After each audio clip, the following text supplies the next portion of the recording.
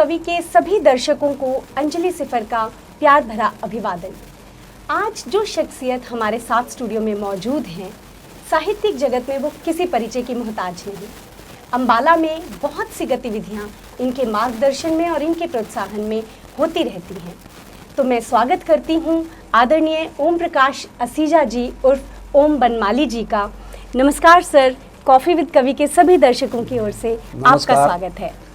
शोधकर्ता सरदार तेजेंद्र सिंह वालिया जी द्वारा संचालित दीप न्यूज़ एक्सप्रेस के सभी दर्शकों का मैं अभिवादन करता हूं और अपनी बात इस मुक्तक से शुरू करना चाहूँगा कि इस खुशनुमा अवसर की शुरुआत करें ऐसे, इस खुशनुमा अवसर की शुरुआत करें ऐसे, हम मिलकर सब मुश्किलें हालात करें ऐसे, हम मिलकर सब मुश्किलें हालात करें ऐसे कि सफ़र भी कट जाए थकान भी ना हो। दिल की दिल से आज बात करें ऐसे, दिल की दिल से बात करें ऐसे। तो बात की शुरुआत हम करते हैं। जी क्या बात है, बहुत ही काव्यात्मक शुरुआत के लिए आपका बहुत शुक्रिया। सर, हमने पढ़ा है ओम बनमाली को, सुना है, लेकिन आज हम जानना चाहते हैं। तो आप अपने बारे में, अपना जन्म, बचपन, शिक्षा इत्यादि के बारे में हमारे दर्शकों को कुछ बताइए। जहाँ तक परिचय देने की बात है वो भी मैं एक मुक्तक के माध्यम से ही कह देता हूँ। जी स्वागत। कि कभी पाया नहीं मौका कि खुद को टटोलूं, कभी पाया नहीं मौका कि खुद को टटोलूं, कभी पाया नहीं मौका कि खुद को टटोलूं, अच्छी तरह स्वयं से कभी परिचित तो हो लूं, अच्छी तरह स्वयं से कभी परिचित तो हो लूं। मुलाकात जब अपने आप से हुई नहीं पूरी, मुलाकात जब अपने आप से हुई नहीं पूरी, तो अपने बारे में बताओ मैं क्या कुछ बोलूं, अपने बारे में बताओ मैं क्या कुछ बोलूं, अपने बारे में बताओ क्या कुछ बोलूं। बिल्कुल सही सर। यकीनन एक कवि अपने आप को जितनी बार टटोलता है, या यहाँ मैं एक पंजाबी लफ्ज़ इस्तेमाल करना चाहूँगी कि जितनी बार फरोलता है वो उतनी ही बार अपने एक नए स्वरूप से परिचित होता है। लेकिन फिर भी ये थोड़ा सा अभी अनबूझा सा जवाब हो गया, तो अपने बारे में ज़रूर सर कुछ बताएं दर्शकों को। देखिए, व्यक्ति सामाजिक प्राणी है, उसमें कई किस्म की खुशबुएँ निकलती हैं और वो खुद परिचित हो जाता है जिस रूप में भी वो दुनिया के साथ जुड़ता है। जी बिल्कुल। मैं इस बात को अपने तरीके से कहना चाहूँगा। जी स्वागत। कि जब कभी शम्मा अपना जलवा दिखाती है, जब कभी शम्मा अपना जलवा दिखाती है, कशिश खुद परवानों को रास्ता बताती है। क्या बात। कशिश खुद परवानों को रास्ता बताती है। फूलों को तारुफ की ज़रूरत नहीं होती, फूलों को तारुफ की ज़रूरत नहीं होती, खुशबू खुद ब खुद फूलों का तारुफ कराती है, खुशबू खुद ब खुद फूलों का तारुफ कराती है। क्या कहना? तो व्यक्ति का आचरण, उसका व्यवहार अपने आप ही दिलों पर जब छाप छोड़ता है तो वो जो परिचय होता है, वास्तविक परिचय तो वही है। क्योंकि व्यक्ति अपने बारे में परिचय देता है तो अपने साथ पक्षपात कर जाता है, अपने आप को अच्छा ही अच्छा बताता है। लेकिन फिर भी आपने मेरी शिक्षा दीक्षा और बचपन के बारे में पूछा है। जी सर। मैं हिसार हरियाणा में रहता रहा हूँ। जन्म मेरा फरीदाबाद में हुआ है और मेरे बुज़ुर्ग पिताजी, माताजी और मेरे दादा अविभाजित पाकिस्तान से विभाजन के बाद जब जद्दोजहद करते हुए विस्थापित हो के रूप में जगह जगह तलाश कर रहे थे आश्रय की, तो वैसे माहौल में मेरा जन्म हुआ। हिसार में उन्होंने किसी तरीके से रोज़ी रोटी का ज़रिया बनाने की कोशिश की। वहीं मेरी स्कूली और कॉलेज की शिक्षा हुई और शिक्षा और जिस परिवार से मैं संबंध रखता था वो पंजाबी सिराइकी मुल्तानी परिवार रहा, जहाँ पर ये माना जाता था कि बच्चे को अगर 8वीं 10वीं करा दिया तो बहुत हो गया, अब इसको आगे पढ़ाए जाने की ज़रूरत ही नहीं है और अब इसको रोज़ी रोटी कमाने के रास्ते पर लगा करके शादी कर देनी चाहिए। लेकिन मैं किसी और मिट्टी का ही बना था, मेरे दिमाग में बैठा हुआ था कि मुझे पढ़ाई जारी रखनी है।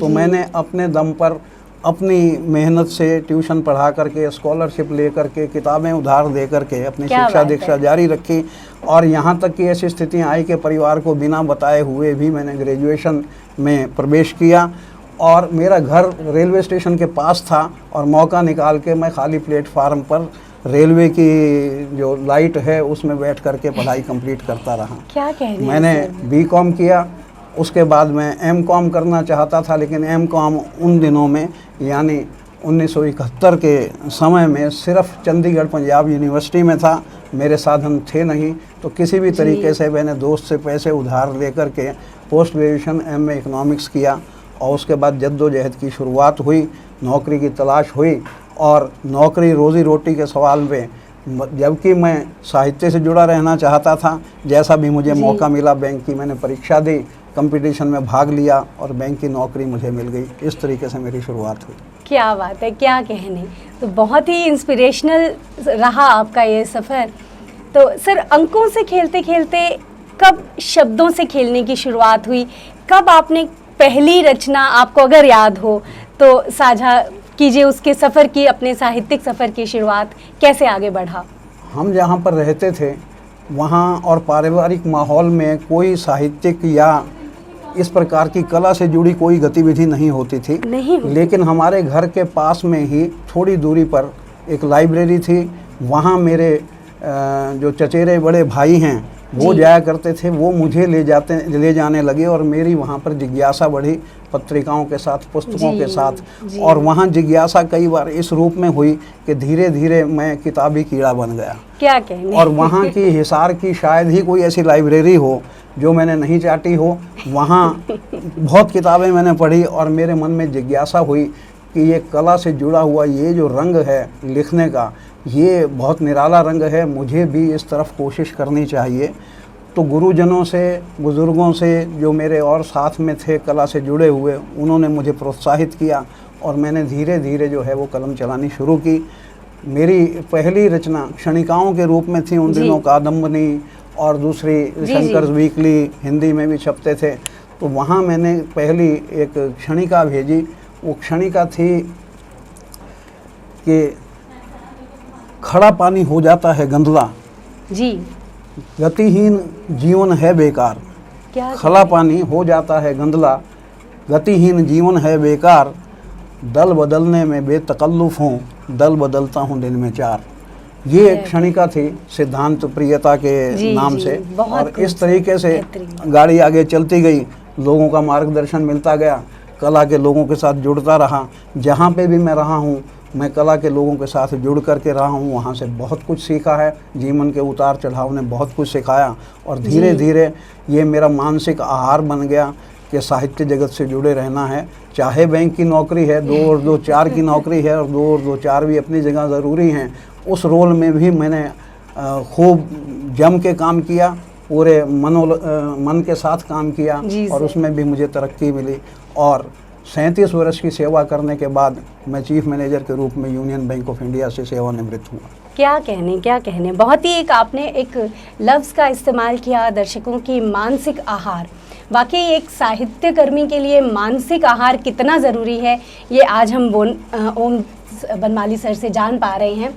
तो सर, एज अ बैंकर 2 और 2 4 ही होते हैं, तो लेकिन एक कवि की कल्पना में 2 और 2 5 भी हो सकते हैं और 2 और 2 3 भी हो सकते हैं, कुछ भी हो सकता है। तो किस तरह से आप ये एक बैंकर और कवि के बीच सामंजस्य स्थापित कर सके?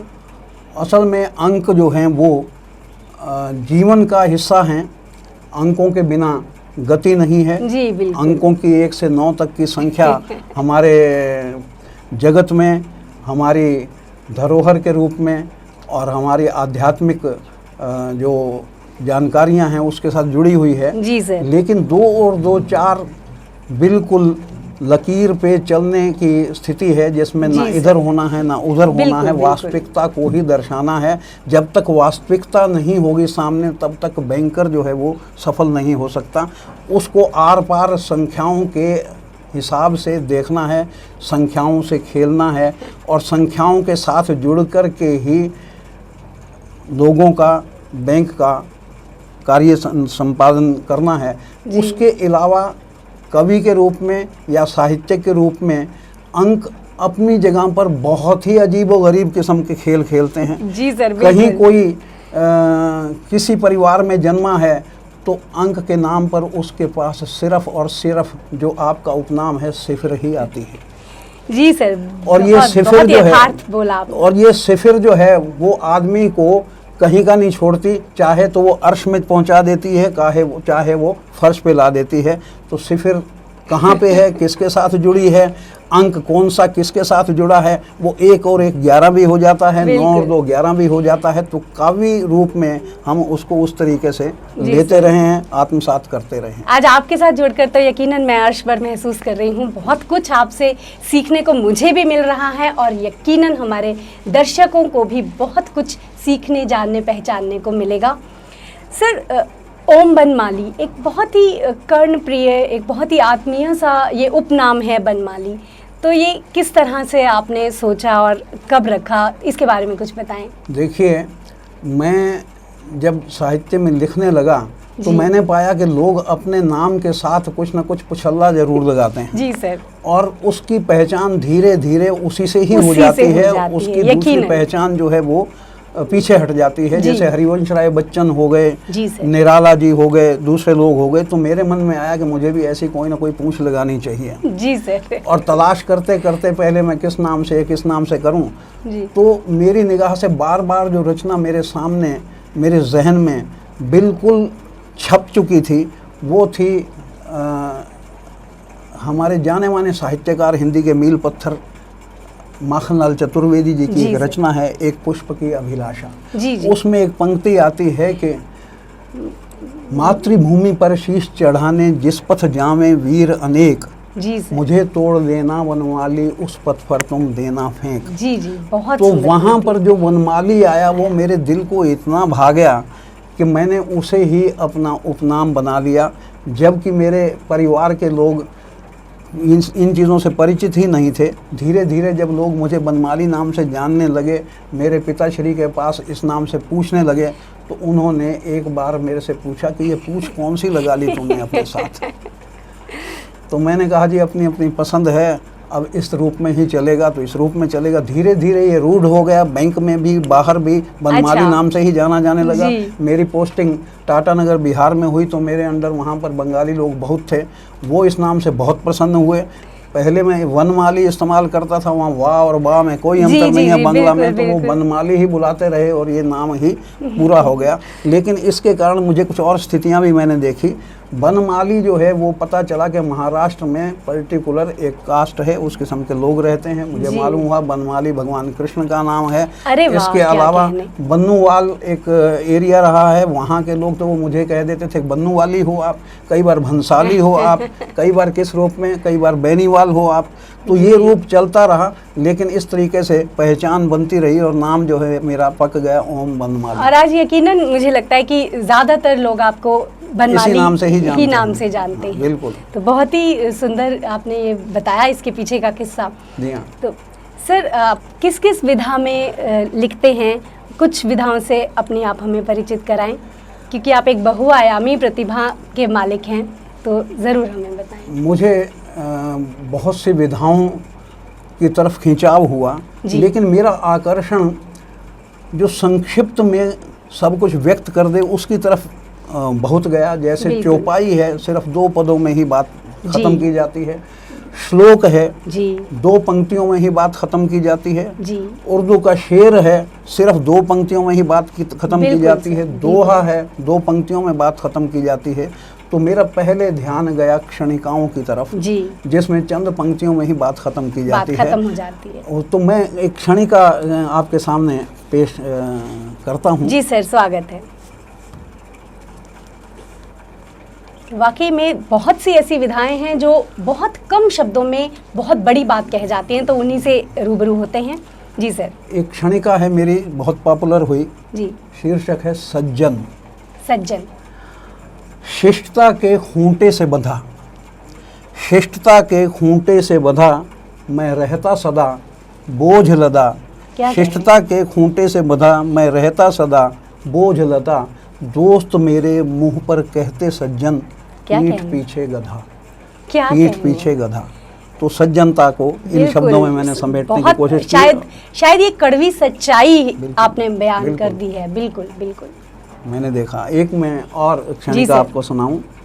ये मेरे दफ्तर के माहौल के ऊपर मैंने महसूस किया। इसमें जी। कुछ नाम हैं जो व्यक्तिवाचक संज्ञाएं हैं, वस्तुवाचक भी हो सकती हैं। आप सुने, इसका शीर्षक है संगत। संगत। जैसे कपूर भी, कपूर जी। जैसे कपूर भी काजल कोठरी में रहते रहते, काजल जैसे कपूर भी काजल कोठरी में रहते रहते एक दिन कोयले सा काला हो जाता है। जी। जैसे कपूर भी काजल कोठरी में रहते रहते एक दिन कोयले सा काला हो जाता है, वैसे ही मदिरालय के बगल में स्थित मंदिर, वैसे ही मदिरालय के बगल में स्थित मंदिर धीरे धीरे मधुशाला हो जाता है। धीरे धीरे मधुशाला हो जाता है।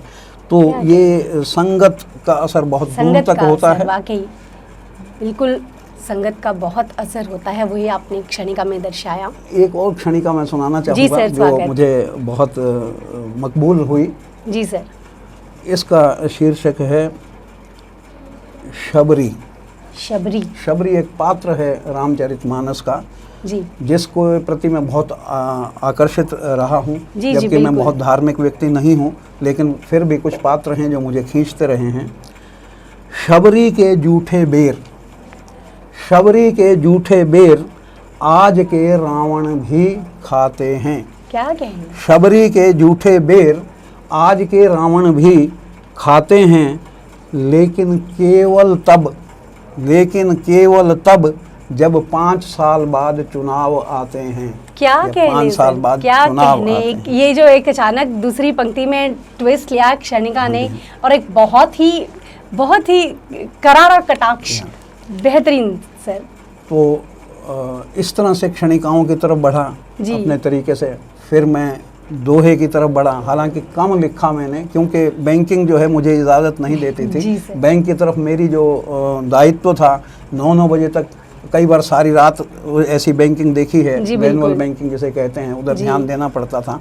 लेकिन कभी भी समय निकाल कर, चाहे रात को चाहे सुबह या किसी भी समय, कुछ ना कुछ लिखते रहने की कोशिश रहती थी। वही मानसिक आहार वाली बात जो आपने तो वो मुझे चाहिए होता था, तो मैं यकीनन वो चाहिए। दोहे मैंने लिखने की कोशिश की। जी सर, स्वागत। 2-3 दोहे मैं आपके सामने पेश करना चाहूँगा। जी स्वागत। उनको दिखलाता समय, उनको दिखलाता समय सही औकात, उनको दिखलाता समय सही औकात, जो लोगों पर थोपते अपनी ही हर बात, अपनी ही हर बात। यथार्थ। एक बहुत खूबसूरत और दोहा। जी सर, स्वागत। लोग सदा ही मिलते, लोग सदा मिलते यहाँ, पहने हुए नकाब, लोग सदा मिलते यहाँ, पहने हुए नकाब, कांटों से ज्यादा इधर घायल करें गुलाब, घायल करें गुलाब। बेहतरीन। एक और दोहा सुनिए। जी सर। अपनों में शामिल रहे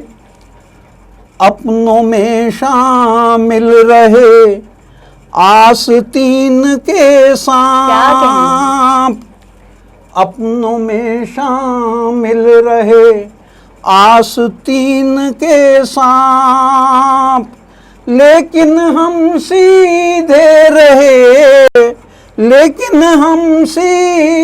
रहे कभी सके ना भांप, कभी सके ना भांप। बहुत ही खूबसूरत। एक आजकल के माहौल पर, सत्य यहाँ जिसने कहा, सत्य यहाँ जिसने कहा उसकी कटी जुबान, सत्य यहाँ जिसने कहा उसकी कटी जुबान, सदा यहाँ सुकरात ही, सदा यहाँ सुकरात ही करता है विषपान, क्या कहने, क्या करता है विषपान। सदा यहाँ सुकरात ही करता है विषपान। बहुत ही सर, बहुत ही खूबसूरत दोहे, और वाकई दोहा विधा इतनी मारक विधा है जो 2 पंक्तियों में अपनी सारी बात समेट लेती है। तो यहाँ हम एक रुकने का जी तो नहीं है, लेकिन फिर भी हम रुकेंगे एक बहुत ही छोटे से ब्रेक के लिए। आप कहीं जाइएगा मत, मिलते हैं एक ब्रेक के बाद। इस कार्यक्रम के प्रायोजक हैं Shri Balaji enterprises, Basant food plaza and ice cream parlour, Delhi chicken, Ram Prasad, DAV public school, Shahbad Markanda, Surya public senior secondary school and scholars, Bhanukhedi, SR Dayanand public senior secondary school, Ambala city. स्वागत है आपका एक बार फिर आज के बहुत ही मोटिवेशनल और इंस्पिरेशनल साक्षात्कार में। और आप जानते हैं ये वक्त है हमारी सेगमेंट कवियों का कोना के लिए। तो पिछली बार दिव्या जी ने हमें उन्वान दिया था प्यार, जिसको लेकर जुड़े हैं हमारे साथ कुछ कवि। तो सबसे पहले मैं ले रही हूँ चंद पंक्तियाँ राशि श्रीवास्तव जी की, जो लिखती हैं चंडीगढ़ से। लफ्ज़ों में मोहब्बत को जब से गढ़ने लगी हूँ, कहता है ना समझ अच्छा लिखने लगी हूँ। परवाज़ पे मेरी परिंदे भी रश्क करते हैं, परवाज़ पे मेरी परिंदे भी रश्क करते हैं, मैं इश्क की हवाओं में उड़ने लगी हूँ। बहुत खूब पंक्तियाँ राशि जी, धन्यवाद। और मधुमन जी पटियाला से जुड़ी हैं, जो कि एक बेहतरीन गज़लकारा हैं। वो लिखती हैं, प्यार है तकरार है गुस्सा भी है मनुहार भी। क्या बात है। प्यार है तकरार है गुस्सा भी है मनुहार भी, खट्टे मीठे तजर्बे हैं और क्या है ज़िंदगी। क्या बात है, क्या बात है, बेहतरीन मधु मैम। सवीना सवी जी, जो कि अम्बाला की ही एक बहुत जानी मानी गज़लकारा हैं, वो लिखती हैं, मुझे तो प्यार है तुझसे कई ज़माने से। क्या बात है। मुझे तो प्यार है तुझसे कई ज़माने से, कभी लगा ले गले तू किसी बहाने से। बहुत बढ़िया, और अच्छा। यहाँ से लगे हाथ में फ़ायदा उठाते हुए अपनी भी 2 पंक्तियाँ कह देती हूँ। स्वागत स्वागत। मोहब्बत की कोई मंजिल नहीं है, सही बात। मोहब्बत की कोई मंजिल नहीं है, भंवर है 4 सू साहिल नहीं है। क्या बात है। भंवर है 4 सू साहिल नहीं है। बिल्कुल वास्तविकता। बहुत बहुत शुक्रिया सर।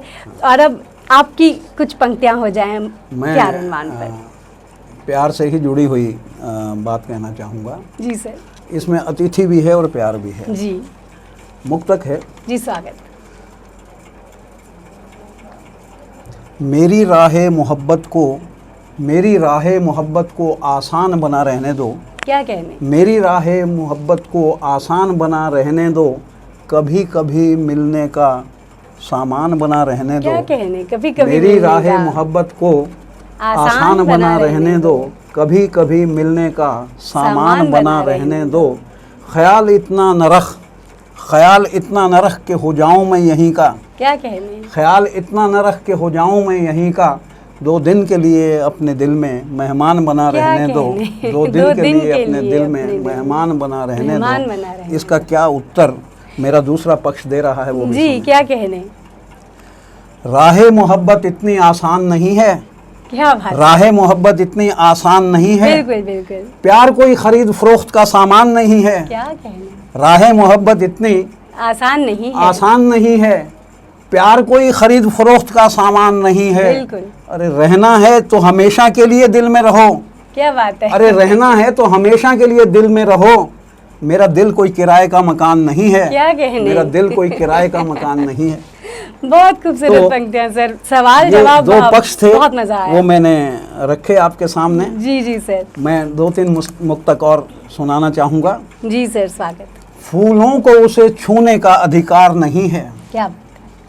फूलों को उसे छूने का अधिकार नहीं है, जो कांटों के जख्म खाने को तैयार नहीं है। क्या बात है। जो कांटों के जख्म खाने को तैयार नहीं है, जो कांटों के जख्म खाने को तैयार नहीं है। कुर्बानी के वक्त जो हट जाए पीछे, कुर्बानी के वक्त जो हट जाए पीछे, वो आज़ादी पाने का अधिकार नहीं है। क्या बात है। उसको आज़ादी बेहतरीन। पाने का अधिकार नहीं है। एक और मुक्तक, जी स्वागत। ये जब बाबा रामदेव ने अनशन किया था और जी। वहाँ पर गवर्नमेंट ने, पुलिस ने क्या किया था उसके ऊपर है। जी स्वागत। सीमाओं को भूल कर उद्दंड मत बनो, क्या बात। सीमाओं को भूल कर उद्दंड मत बनो, बात बात पर बेवजह प्रचंड मत बनो, बात बात पर बेवजह प्रचंड मत बनो। अरे बनना है तो लाठी बनो किसी अंधे की, अरे बनना है तो लाठी बनो किसी अंधे की, निहत्थों को कुचलने का राज दंड मत बनो, क्या कहने, निहत्थों को कुचलने का राज दंड मत बनो। तो ये उस माहौल पर, इसके बाद मैं दर्शकों के नाम एक मुक्तक पेश करना चाहता हूँ। जी सर, और जो यही सुन आप रहे हैं। उन्वान भी दीजिएगा जी हाँ। हमारे अगले सप्ताह के कवियों का कोना के जी लिए। हाँ, दर्शकों के सामने पहले मुक्तक जी पेश सर। है कि दिल के सौदे में क्या महंगा या सस्ता यारो, क्या कहने। दिल के सौदे में क्या महंगा या सस्ता यारो, दिल के महंगे सौदे में क्या महंगा या सस्ता यारो, कोशिश करो तो खुल जाता है रास्ता यारो, क्या बात है। कोशिश करो तो खुल जाता है रास्ता यारो। यहाँ हर शख्स की है अपनी खुशबू अपनी रंगत, जो सुन रहे हैं, यहाँ हर बहुत शख्स की है खूब, बहुत अपनी खूब। खुशबू अपनी रंगत, मिल बैठो तो बन जाता गुलदस्ता क्या यारो, कहने, क्या मिल कहने। बैठो तो बन जाता गुलदस्ता यारो। तो इस बेहतरीन। तरह से गुलदस्ते हैं, व्यक्ति चलते फिरते अगर आपस में बैठते हैं, खुशबू वाकई। बांटते हैं। तो मैं आज आपकी जो शब्द आपको जी। चाहिए उसके लिए मैं शब्द दे रहा हूँ मेहमान। मेहमान, क्या बात है। मेहमान पर बहुत ही दर्शक खूबसूरत अपने शब्द है। तरीके से, और वैसे तो कोरोना में ये शब्द प्रतिबंधित है, लेकिन काव्य में इसका स्वागत है। तो मेहमान शब्द पर आपकी पंक्तियों का इंतज़ार रहेगा। आप इसी शो के कमेंट बॉक्स में अपनी पंक्तियां मुझे लिख कर भेज सकते हैं और ज़रूर मैं अपने अगले एपिसोड में उन्हें शामिल करने का प्रयास करूंगी। बहुत खूब, बहुत शुक्रिया सर। बहुत बढ़िया। सर, आप हमारे दर्शकों को ये बताएं कि आपकी कितनी पुस्तकें प्रकाशित हुई हैं। और वैसे तो अपने बच्चों की तरह कवि को अपनी हर पुस्तक प्रिय होती है, लेकिन फिर भी जो पहली पुस्तक का खुमार होता है वो एक अलग ही होता है। तो उससे जुड़ी कुछ हमें बात बताएं। असल में क्या हुआ कि बैंकिंग में व्यस्त रहने के कारण मेरे लिखे हुए चीज़ें व्यवस्थित रूप से पड़ी रही। जी। मेरी धर्मपत्नी की निगाह में आती रही, वो संभाल के रखती रही, कभी मैं संभाल के रखता रहा, जगह जगह मेरी ट्रांसफ़र होती रही, तो पुस्तक छपने से ही रहती रही। लेकिन हुआ क्या कि एक बार मेरी पत्नी मायके में आई और वो पुलिंदा उठा लाई जो मेरे कागज़ों का था, क्या और मुझे विस्मय करने के लिए, सरप्राइज़ देने के लिए मेरे ब्रदर इन लॉ ने पहली पुस्तक अपने ही तरीके से छाप दी, अरे वाह। जो वासंती पतझर के नाम से 1988 में छपी। उसके बाद कई सालों से पुस्तकें पड़ी रही। अब दोबारा जो है वो करीब महीने 2 महीने में पुस्तकें 2 आ जाएंगी। एक हास्य व्यंग्य कविताओं पर है और दूसरे व्यंग्य लेख हैं। इस पुस्तक में मैं एक रचना आपको सुनाना चाहूँगा, बहुत पुरानी है, बहुत ही लेकिन खूबसूरत आप आपने सुनेंगे इसको शीर्षक दिया तो है, अच्छा लगेगा आपको। ज़रूर सुनना चाहेंगे। इसका शीर्षक है बौराया मौसम। क्या कहने, बौराया मौसम। मेरे परिवार में ही एक नाम है चंद्रमुखी। जी। ये किसी न किसी तरीके से वहाँ जुड़ गया है, लेकिन जी। सुने। तेरे मुख पर जब कोई दाग नहीं है, तेरे मुख पर जब कोई दाग नहीं है, चंद्रमुखी किसने रख दिया तेरा नाम री। क्या बात है। तेरे मुख पर जब कोई दाग नहीं है, चंद्रमुखी किसने रख दिया तेरा नाम री। केश संवारते जब देखा तुमने, केश संवारते जब देखा तुमने, तो रूप ताप से दर का दर्पण, तो रूप ताप से दर का दर्पण, मौसम तुम्हें देख बौराया, क्या मौसम तुम्हें देख बौराया, सारी गंध हुई तुमको अर्पण। क्या बात। मौसम तुम्हें देख बौराया, सारी गंध हुई तुमको अर्पण। तेरे इर्द गिर्द मंडराया भ्रमर समूह, तेरे इर्द गिर्द मंडराया भ्रमर समूह, बगिया में अब उसका रहा नहीं कामरी, क्या बगिया में अब उसका रहा नहीं कामरी। तेरे मुख पर जब कोई दाग नहीं है, चंद्रमुखी किसने रख दिया तेरा नाम री। अगला पद है, जी। शर्माकर कलियां सिमटी सब, शर्माकर कलियां सिमटी सब, तुम्हें देख देख हुई दंग। क्या बात। शर्माकर कलियां सिमटी सब, तुम्हें देख देख हुई दंग, चुपके से तेरे सपनों से, चुपके से तेरे सपनों से, इंद्रधनुष चुरा गया रंग, इंद्रधनुष चुरा गया रंग, हो गया सूना मधुशाला का पथ, हो गया सूना मधुशाला का पथ, जब से छलकाए तुमने नैनों के जामरी, क्या कहने, जब बहुत से खूबसूरत। छलकाए तुमने नैनों के जामरी, तेरे मुख पर जब कोई दाग नहीं है, चंद्रमुखी किसने रख दिया तेरा नाम री। तो ये मेरी पुरानी कविताओं में से एक कविता आपके समक्ष पेश है। बहुत खूब, बहुत खूब सर। बहुत ही अलग अलग विधाओं पर आप लिखते हैं और हर विधा पर मैं ये कहना चाहूँगी कि आपकी बेहतरीन पकड़ है, एक सी पकड़ है। मेरा जो व्यंग्य हास्य व्यंग्य कवि संग्रह आ रहा है, काव्य संग्रह है, उसका शीर्षक संभावित रूप से है कुत्ते का मौन। क्या कहने, कुत्ते का मौन। छोटी सी कविता है। जी सर, स्वागत। वही मैं पेश कर रहा हूँ, जिसका बहुत स्वागत हुआ है।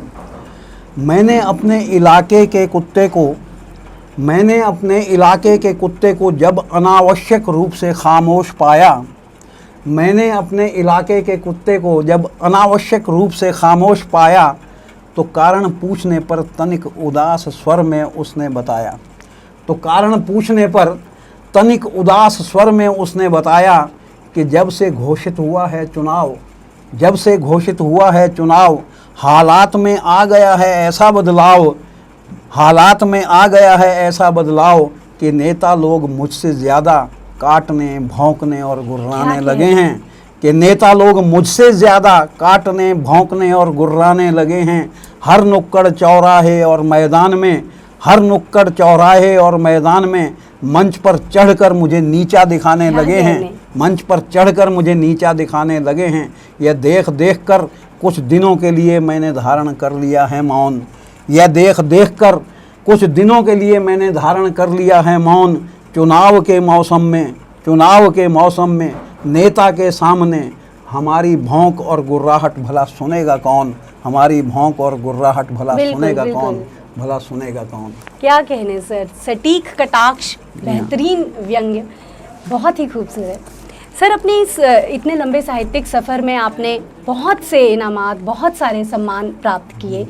सबसे पहले तो मैं आपको उन सभी सम्मानों के लिए हार्दिक बधाई देती हूँ। और कोई ऐसा सम्मान जिसको पाकर सबसे ज़्यादा आपको खुशी महसूस हुई, या कोई एक ऐसा पल, वो साझा कीजिएगा। मैंने सम्मानों को कोई अधिक महत्व कभी नहीं दिया है, क्योंकि दर्शकों श्रोताओं के आँखों में मेरी रचना सुन करके जो संतोष झलकता है, आनंद आता है, मेरे लिए उससे बड़ा कोई सम्मान नहीं है। फिर भी अलग अलग संस्थाओं ने अलग अलग मौक़ों पर सम्मानित किया, वो अलग बात है। मैं एक छोटा सा प्रसंग सुनाता हूँ। बैंक में मुझे पेश कर दिया जाता था अलग अलग बैंकों के कंपटीशन में, और मुझसे बिना पूछे भी एक तरफ से तय था कि मुझे ही आगे पेश होना है। तो वहाँ ऐसी स्थितियाँ होती थी, 5-7 प्रतियोगिताओं में मैं प्रस्तुत हुआ, और उसके बाद जब परिणाम की घोषणा हुई किसी दिन आगे जा कर के, तो पता चला कि अधिकांश पुरस्कार में प्रथम स्थिति मेरी ही है, और बाकी लोग जो है वो उनको ये बड़ा नागवार गुजरा मुझे इतने सारे पुरस्कार लेके जाते हुए।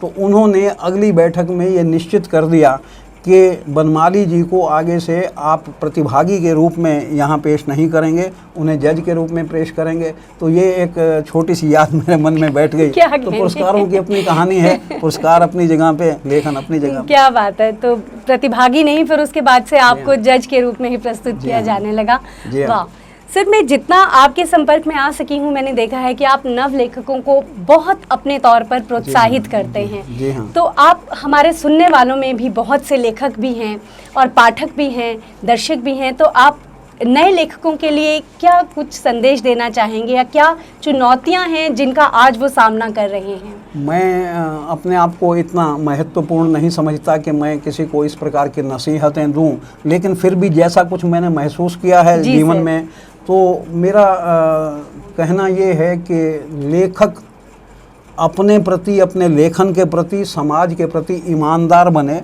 जो वो लिखता है उसको वो जिए, और ये तय करे कि समाज को साहित्य अगर दर्पण के रूप में प्रस्तुत करना है तो वो दर्पण सच को प्रस्तुत करे, वो सच का पक्षधर रहे, सच का तरफदार रहे, सच क्या के साथ कहें? रहे। बिल्कुल और सर। जहाँ तक पाठकों की बात है, पाठकों से मेरा निवेदन ये है कि साहित्य परिवर्तन का अभिकर्ता है, जिसको चेंज एजेंट कहते हैं। वो परिवर्तन तभी संभव है जब पाठक रचना से जुड़ेगा, जानेगा और उस पर अमल करेगा, जी। उससे आंदोलित होगा। उसके लिए ज़रूरी है कि वो पुस्तकें खरीदे, पुस्तकों के साथ जुड़े, साहित्य के साथ जुड़े और जैसा महसूस करता है उस प्रकार से वो अपने व्यवहार में परिवर्तन लाए, ताकि देश समाज बदले, बेहतर मानवता स्थापित हो और ज़िंदगी और बेहतर तरीके से आगे बढ़ती चले। जी, बहुत खूबसूरत बात कही सर आपने। मैं बहुत अपनी तरफ से आपको यकीन दिलाती हूँ कि मैं भी और जो हमारे दर्शक सुन रहे हैं ज़रूर इन बातों को आत्मसात करने की कोशिश करेंगे।